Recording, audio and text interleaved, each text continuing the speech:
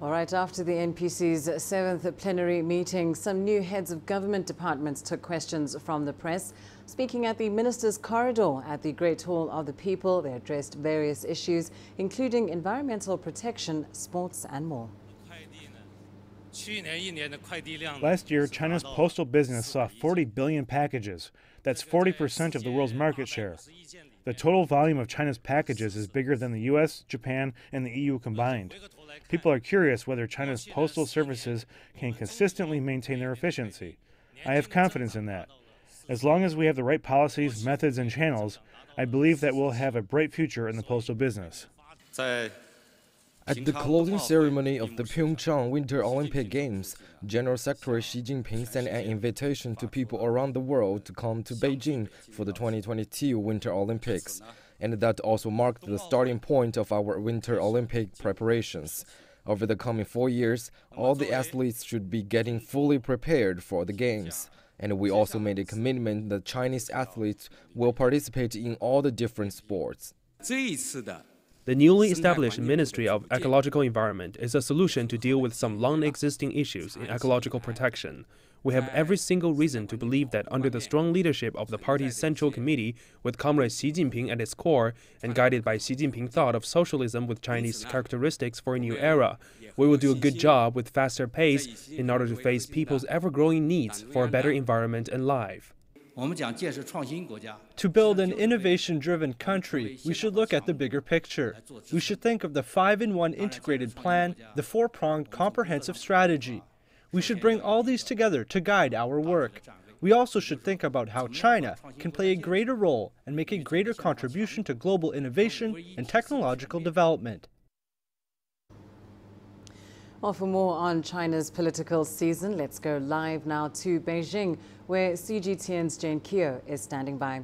Jane, as we've seen, there have been some important appointments within the Chinese government. Just explain to us how these new appointments might help help the country in achieving their development goals. Well, Lindy, this new leadership comes at a critical time for China, both domestically and internationally. And perhaps one of the major roles for these officials at this time is maintaining consistency for the policies that have already been laid out, especially for 2020, which is a make or break year for China. Why this is where a number of key goals have been set to be achieved in 2020. And this includes achieving a moderately prosperous society, finishing the completion of the construction of the space station, and also authorities say having more blue skies, among many others, Lindy. So officials need to be consistent. They also need to challenge vested interests that are hampering reforms, which is a key agenda of the current administration. And this is one of the reasons that President Xi Jinping has been encouraging the keeping up of reforms and opening up. Lindy?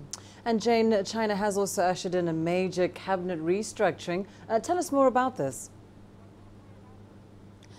Well, you'd say the reshuffle is first of all important in keeping up with China's development process, and you kind of say that this is it kind of shows what the administration, the government, the party's ambitions are as the country evolves. Now, it is hoped that the reshuffle will, among other things, improve organization of government institutions, like we've already seen the merging of the banking and insurance regulatory commissions to help in better coordination. But also it comes at an important time when the country is deeply engaged in globalization. So this is important for both governance and the party to catch up with modernization. Simply put, Lindy, authorities are saying this will help them to be better efficient and provide better services to the people.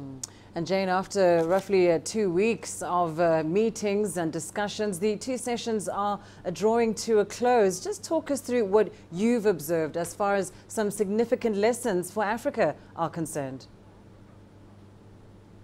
Well, perhaps one of the things that clearly stands out during the 2 sessions, or in China, Lindy, is that we have leaders and a leadership that lives up to the promises it makes. It has prioritized the needs of the people and make sure it delivers. And this is what the work reports are about. It's about where they are vis-a-vis what they actually promised, laying out an agenda for the next 5 years, which you find is kind of lacking in many African countries, where we have leaders and politicians especially making so many promises during the electioneering period. And once an individual gets into office, they kind of forget what they actually say this is a done deal. So we need, most importantly, what we need in Africa is selfless leaders. We need accountability, but also for that to happen, we need institutions that are working in these countries. But also, Lindy, some people may argue that what leaders and African countries need is also to chart their own path for economic and social success, which is what